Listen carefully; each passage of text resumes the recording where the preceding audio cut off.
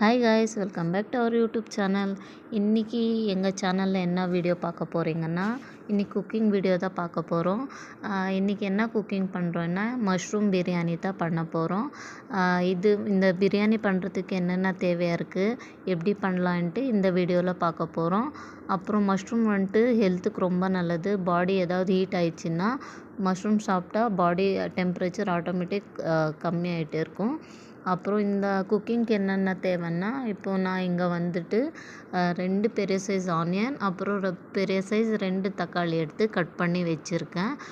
இந்த சைடில் வந்துட்டு மசாலா பண்ணுறதுக்கு கொத்தமல்லி, புதினா, சின்ன வெங்காயம், இஞ்சி, பூண்டு, ஒரு 4 பச்சை மிளகா வச்சுருக்கேன். இதெல்லாம் போட்டு மிக்சியில் அரைச்சிக்கணும். இது வந்துட்டு நம்மளுக்கு பிரியாணி க்ரீனிஷாக வரத்துக்கோசம் நம்ம இந்த மசாலா பண்ண போகிறோம்.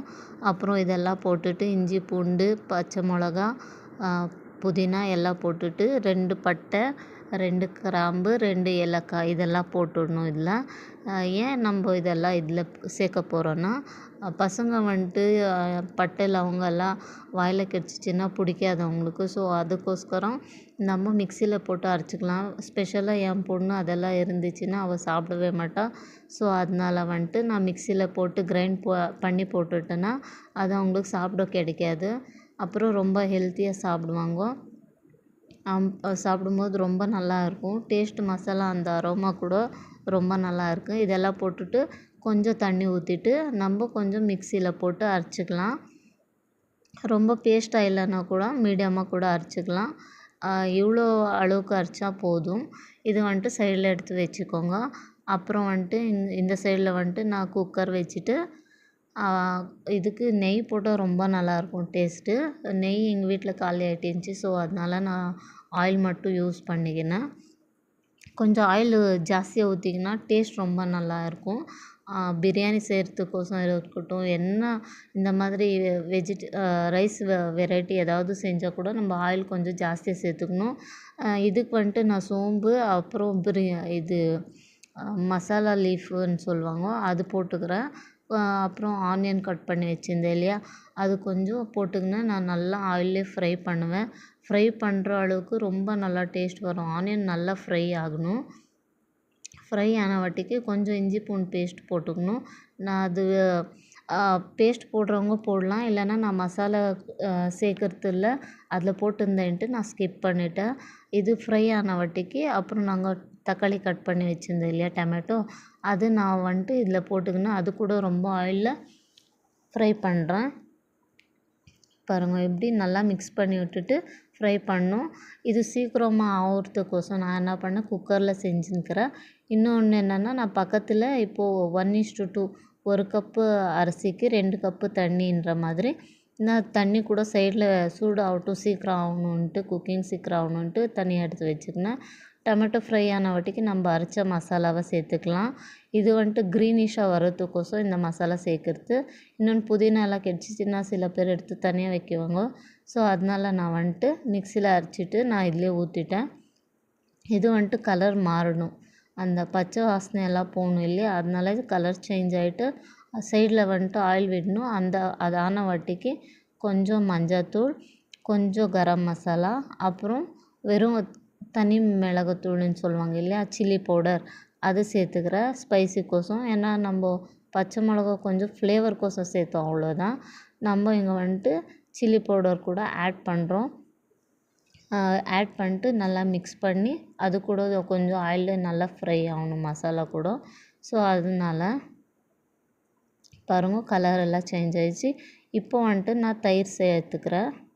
கொஞ்சமாக தயிர் ஆட் பண்ணோன்னா பிரியாணி ரொம்ப நல்லா டேஸ்ட் வரும். ஸோ அதனால நான் தயிர் ஆட் பண்ணின்னுக்கிறேன். தயிர் ஆட் பண்ணிவிட்டு அது கூட நல்லா மிக்ஸ் பண்ணி விடணும். அந்த எண்ணெய் விடுது பாருங்கள், அந்த மாதிரி நல்லா எண்ணெய் விடும். இதோ இந்த மாதிரி.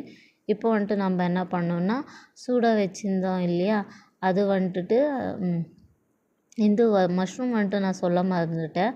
நான் ஹாட் வாட்டரில் வாஷ் பண்ணிவிட்டு கட் பண்ணி வச்சுருக்கேன்.